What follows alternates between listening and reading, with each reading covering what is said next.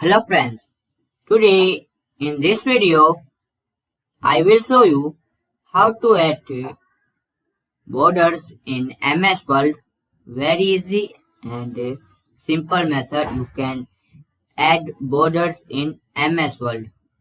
So firstly need to click on design.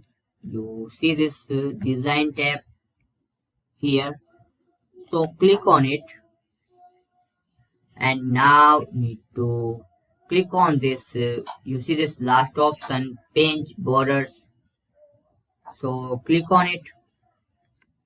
So one screen will be open and you style you select the style also, so select the style and non box shadow 3D customize, so say like 3D type, and you can customize also.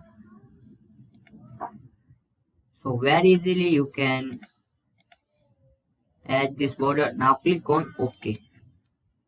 You see this type of border will be add. Need to change, so again click on here paint borders and like box type and click on OK. So this will be changed like this shadow and like 3D. Click on OK.